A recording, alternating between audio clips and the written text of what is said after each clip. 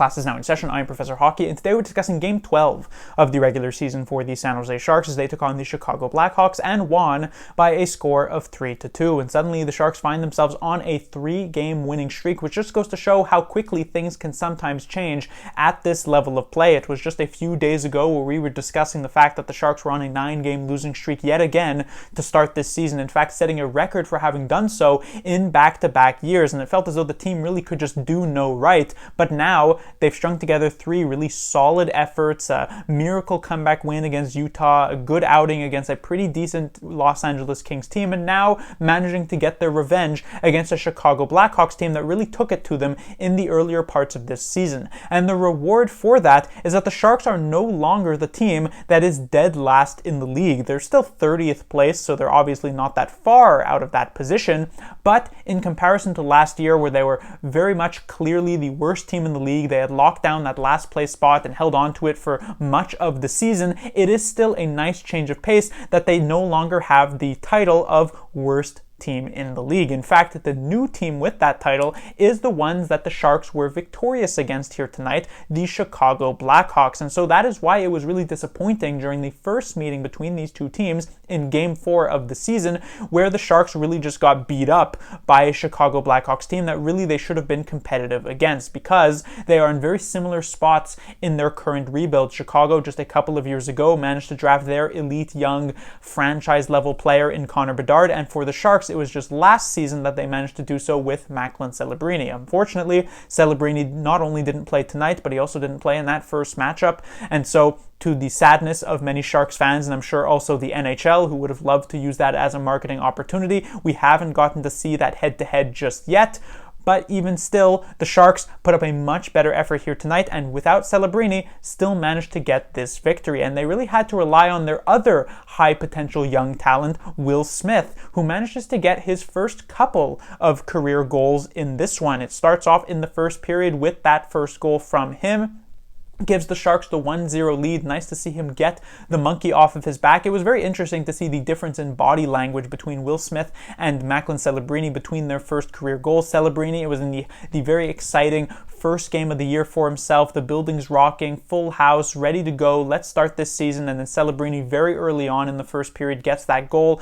Tons of excitement there. And then for Will Smith, it's in his 9th game of the year. His first 8 have gone pointless. They haven't gone all that well. And so this was more of like a sigh of relief type of goal for Will Smith, even if there was some happiness. But unfortunately, the celebrations were cut very short as Ryan Donato quickly answered to tie this game up, former San Jose Shark there, and then Tyler Bertuzzi gets the lead for Chicago. So things quickly flipped on its head, and it was a 2-1 Blackhawks lead at the end of the first period. But the Sharks, they do not give in. They immediately tie this game early in the second with a goal from Alex Wennberg, and then it is Will Smith once more on a very similar looking goal, both of these absolute rockets, to take the lead back for San Jose, and one that they would not relinquish for the rest of this game. So it would not only end up being Will Smith's first couple of career goals, but also his first game winner of his career. The third period, the San Jose Sharks would definitely bend a bit as the Blackhawks really turned it on, kind of reminiscent of the second period in last game against Los Angeles, but thanks to some strong play from Mackenzie Blackwood and their defense managing to hold on, they end up keeping this 1-goal lead and finishing the game off 3-2.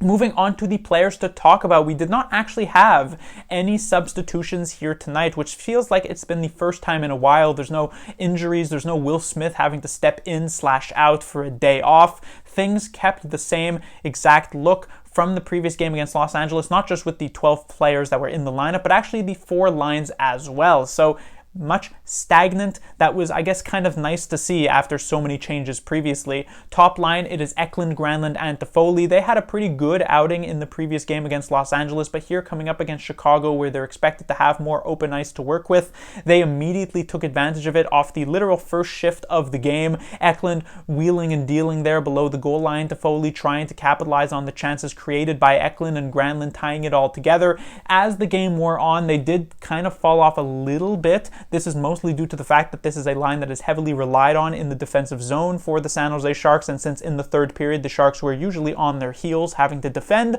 they ended up getting a lot of those defensive zone shifts and couldn't make as much work offensively, but still I thought things were looking pretty good for them. In particular, we'll start off with Tyler Toffoli, who I thought was the best player on this line in the previous matchup against Los Angeles, and you could very well make that same argument here tonight. Toffoli had a ton of chances, and the thing about Tyler Toffoli is that even usually in previous games when he gets only a single chance or two, he is managing to actually bury on them, so it is quite rare when he piles up 3 or 4 really great chances that he's unable to actually get a goal. So it is a good sign moving forward if that becomes a consistent factor for him, he could really start to further increase his point scoring and goal scoring ability that was already relatively high even in games where he hasn't been playing all that great. The night and day difference between Tyler Toffoli during this current winning streak and then during the latter few games of the losing streak, it is quite interesting to see for sure. And so it was another great game for Toffoli.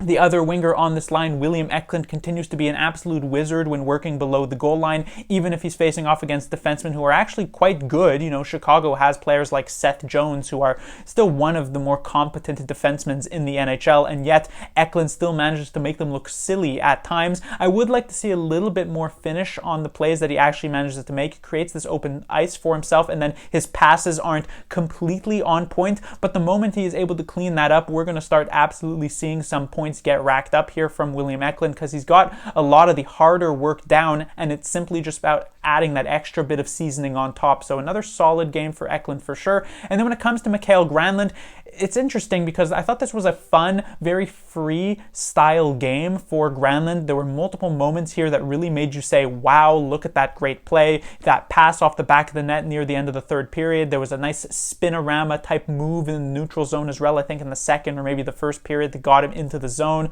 So there were definitely a lot of strong moments there. Generally over the entire game, I don't think this was his best outing, but it's nice to see that it doesn't actually have to be. During the latter part of that losing streak, it felt as though that if Granlund wasn't scoring, the entire team wasn't scoring, and yet we look at last game against Los Angeles, it was a victory for San Jose in which Granlund didn't even register a point, and so I imagine that is a lot of pressure off of the shoulders of Mikael Granlund. He managed to thrive in that pressure still at the end of the losing streak, and he was still piling up those points over and over again, but I think this extra bit of freedom where they're not heavily relying on him in every single game to actually do all of the offensive work should mean better things moving forward for Granlund. When it comes to the Sharks' second line, we have Zetterlund with Wenberg and Gushchin yet again. Of course, as I said, lines not changed. We'll start off with Daniil Gushchin. I thought this was an okay game for Gushchin. Certainly not his best of the season, though he still looked decent enough and fine in this role. The fact is that there are still a couple of things here to be said about Gushchin. The first has to do, of course, with his time on ice. I mentioned this against the Kings, and while it has seen a slight increase here tonight, it was still lower than 12 minutes. And so if you are going to actually play him in a top 6 role, you should probably give him top 6 minutes, or at least somewhat close to it, but instead at less than 12, this is like the ice time of a mediocre third liner, not a second liner that you're actually relying on for offense. So it's difficult to really put together consistent shifts when it feels as though a lot of the time you're actually sitting on the bench for a Barclay Goodrow or a Luke Cunnin, taking your slot near the end of a period or in a defensive zone shift, things like that. Wenberg ended up with over 6 minutes more than Gushchin. Zetterlund to a lesser extent, but still about 3 minutes more than his opposite winger. Having said that, when it comes to Gushchin, he is still being given chances with some pretty decent players for San Jose, and while he has been getting some good looks, he probably should have at least a couple of goals, at least a couple more points, maybe in like the 3 to 4 range this season. At the end of the day, you do need to contribute if you are playing in a role in this type of role. A second liner should at a minimum be able to put up 40-ish points, and that is at the bare minimum, and Gushchin is obviously nowhere near being on pace for that output. And so even though he has been playing well, it's kind of reminiscent of the San Jose Sharks at the beginning of this season, where in those first couple of games that they ended up losing, you're thinking, well, there's some moral victories here, at least they're playing well. But once you get to the 5th, the 6th, the 7th loss in a row, suddenly you start to say, well, you can't just rely on moral victories, you have to get actual victories. So while Gushchin has been playing well, you do still need to start getting some actual production on the board. You don't win games with theoretical points, you win games with actual points, when Gushchin is still just stuck at the 1. So while I do think the ice time is a little bit of an issue, you want to start seeing Gushchin actually pick up some assists, some goals here or there. Still decent enough game for him. When it comes to the winger on the other side, we do have Fabian Zetterlund, who had been one of the Sharks' best players in each of the last 3 or 4 games that he has played. Really a top 2, if not top 1 player for them. This was definitely a little bit of a slower night. You didn't notice Zetterlund as much, which was slightly disappointing because I do think the level of opponent that they were against would have allowed for Zetterlund, if he continued to play the way he had been in the previous games, to really shine in this one. Didn't end up happening, but still not to say that it was a bad game. I still thought he was rather good. So it's just slightly below where he had been. And then when it comes to the final player on this line, we do have Alex Wennberg, who continues to be the classic, stable Alex Wennberg that Warsawski has absolutely become infatuated with. Plays in all of these defensive zone shifts. He's getting spots not only on the penalty kill, but also when trying to defend in the 6-on-5 situation. He takes all these face-offs. He ends up with a lot of ice time by the end of these games. And so while he's not contributing a ton from an offensive perspective, though he did manage to score on a goal that wasn't the prettiest, but they all count all the same, it was a game in which there wasn't a ton of offensive output, but relatively solid defensive play, which I guess is what you're going to get from Wennberg a lot of these nights. Then when it comes to the third line, this is obviously where we feature at least the MVP from the forward perspective, Will Smith, and it was very nice to see him manage to contribute not just 1 but 2 goals in this game. Will Smith has been a lengthy discussion over this entire season thus far. In fact, it was just a few days ago where I made a video discussing the development plan in place for Will Smith, and I had come to the conclusion that he should probably end up heading to the AHL. I won't be saying that I'm necessarily eating those words just yet. I don't think 2 goals here tonight completely invalidates the lack of impact that he had previously had in those last 8 games. If that were the case, it would only take a single Jan Rutta good outing to invalidate all of the previous terrible games and to make it so that he shouldn't be a healthy scratch, and we know that is very clearly not the case. Jan Rutta still does deserve to be on the bench moving forward, and so for Will Smith, it's not so much a 2-goal outing that makes me think, okay, this guy's clearly NHL ready, but it is the beginning of heading in that direction, which is still a positive. And what is interesting here about Will Smith is that you could tell that there was an increase in confidence from him after having scored that goal. And in previous games, I had mentioned that I didn't have much of a problem with Smith playing with Goodrow and Cunnin, because at first, before Smith even begins to think about really setting up great chances, he needs to simply just improve from an individual perspective. And so while Goodrow and Cunnin wouldn't finish on anything or on any plays, they would create a little bit of space for Smith. Now that we have gotten to that point where he is building that confidence, you could definitely see on multiple passes that Smith made that were really, really good and set Cunnin and its particular Goodrow up in really good positions.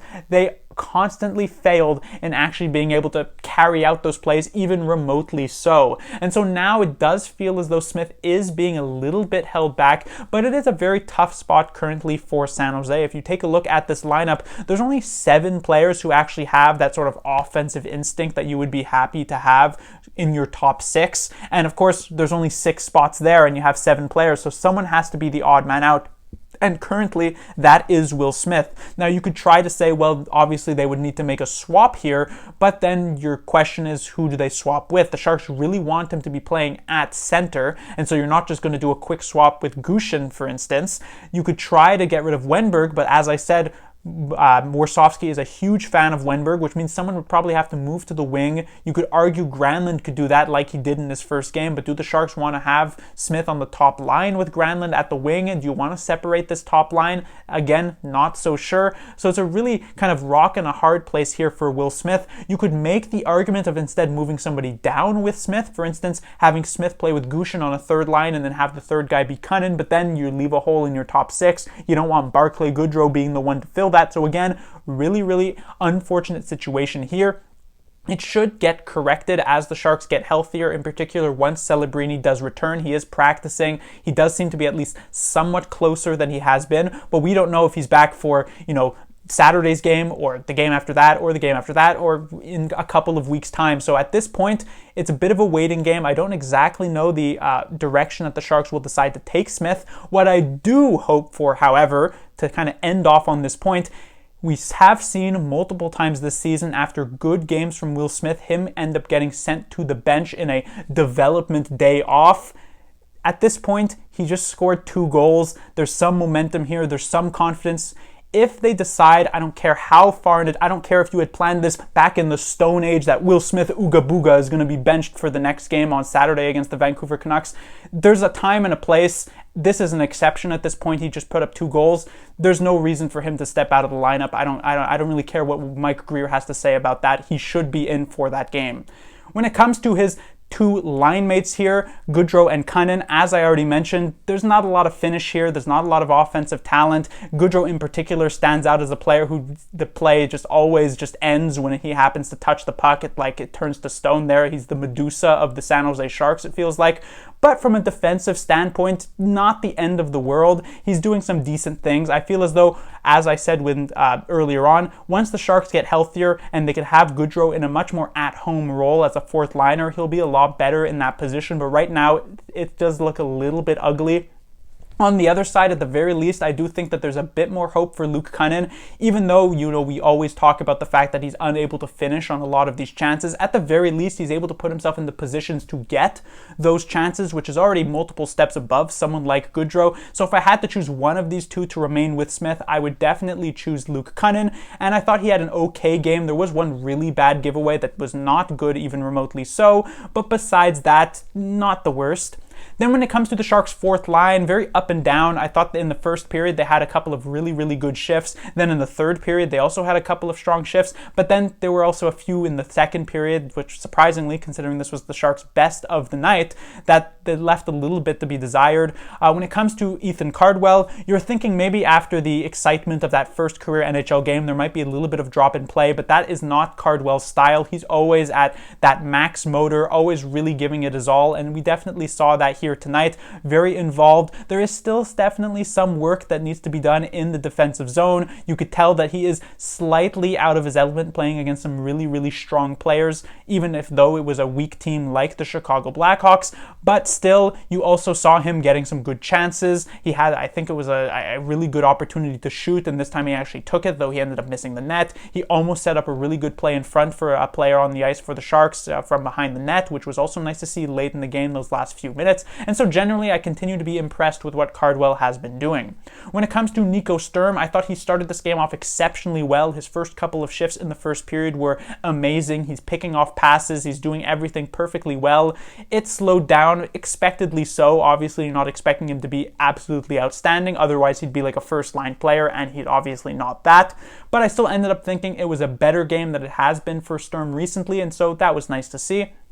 And then when it comes to Carl Grundstrom here, still the weak link of this line, still the type of player who I would expect to be on the outside looking in, hopefully, when the Sharks do get at least a little bit healthier. For instance, when Ty Dellandrea returns, I don't think Cardwell should be stepping out. I do think that should be Carl Grundstrom doing so. I do realize that that puts the Sharks in a slightly tougher position because they will have to, if they're not sending Cardwell down, they will have to waive someone. But I really think leaving Cardwell here and giving him that NHL experience that he definitely does deserve is a better option than holding on to Giovanni Smith for absolutely no reason. It's time to have somebody on waivers, and that seems like the perfect opportunity to do so. When it comes to the defensive side of things, we have Wallman and Ceci. Wallman is a very fun player to watch. I won't necessarily say he is unique, but he's not exactly the conventional type of defenseman that you usually see. Kind of in a Erik Karlsson-esque way. He's very heavy when it comes to using his stick for defensive plays. It's not as though he is hesitant to go into the physical side of things, but consider comparing him to the other top 4 defensemen for the Sharks on this team, Ferraro, Ruda, and Ceci, the hit numbers are a lot bit lower because he would rather try and defend with that active stick, which he has some success with. He's also an incredibly unpredictable player on the ice, which is both a good thing and a bad thing. Sometimes he pulls off some crazy pass that you're not expecting, or sometimes, like in the previous game against the Kings, he steps up at the blue line, keeps the puck alive, and then sends it to Tyler Toffoli for the game winner. But then other times he'll make just a weird pass that you're thinking, why is that even happening here? Why is that, like, there was no chance that was actually going to work out. I thought tonight, however, against Chicago, it was definitely a lot more positive than negative, and he was probably one of, if not the best defenseman for the Sharks on the night. When it comes to Cody Ceci, I thought he was a good complement for Wallman. This was, it's not the toughest challenge when it comes to Chicago. Like I've already mentioned multiple times, they are last place currently in the league, but they also still feature Connor Bedard, who is one of the better young talents in the entire league, and while Ceci wasn't always on the ice against him, He was sometimes on the ice against him. That's not the easiest player to cover, and I thought CC did a pretty good job there. So I was impressed with his outing for sure, kind of similar to the rebound game he had in the previous one against the Kings. When it comes to the second pairing, the absolute good news here is that we won't have to see, hopefully, the second pairing together ever again with the imminent arrival of Timothy Liljegren from the Toronto Maple Leafs. Didn't play tonight, but will hopefully be in the lineup for the next game. And then finally, we can see these two players separated. I don't know why it has taken 12 games now that they are put together. When things are going well, they can have some success. In particular, I look at Ferraro, who I actually thought had a few really nice plays, even out of the defensive zone with some quick passes, especially in the second period and at times in the first period. But the problem is that when they have a weak shift, which is pretty frequently, those weak shifts are absolutely awful. We're talking about being hemmed in the zone for a minute, maybe 90 seconds, up to 2 minutes of time, because they just struggle to actually get the puck out, to actually grab the puck and make the first pass out. It has been a constant over this entire season thus far. And while Ferraro did have a few positives here, Ruda had very, very little. And if we take a look at the 2 goals Chicago scored, they were on the ice for both of them. And while I wouldn't say Ferraro was directly involved in that first goal, he made an original not so great pass. And then on the second one from Bertuzzi, this is the one part that you hype up about him. He might not be the best puck mover, but he can defend the net very well. Didn't do so in this particular case. So again, the good news, we won't have to see these two players together, hopefully ever again. When it comes to the Sharks' third defensive pairing of Thompson and Thrun, this was a bit of an interesting position because these two are kind of playing for a lineup spot against each other at this point. Once Liljegren arrives, unless they decide to actually bench Ruda, which seemingly is an impossibility. I don't know if Ruda has something over Warsofsky, but it seems as though he's remaining in the lineup. And so it is one of Thompson or Thrun who will step up. The likely candidate is Thompson, not only because he is the more inexperienced of the two, but also he is the right-handed defenseman, and we know Liljegren is a right-handed defenseman as well, so it would make sense.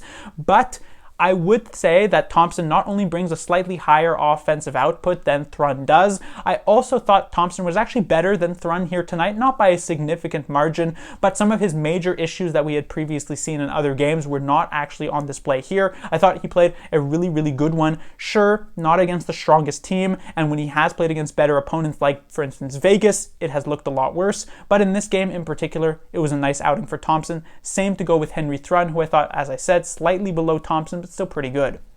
And then when it comes to the Sharks goaltender, we have Mackenzie Blackwood. Fantastic outing for Blackwood. Big reason for why the San Jose Sharks managed to win this game for sure. When it comes to the couple of goals he let in, didn't have much of a chance on the Bertuzzi one. And while you could certainly argue he could have made the save on Donato, this is exactly what I've mentioned many times in the past.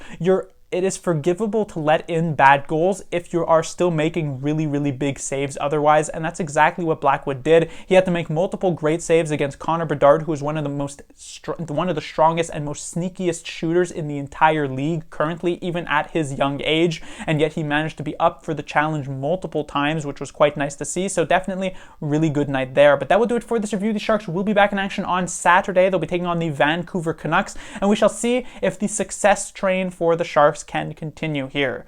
Class dismissed.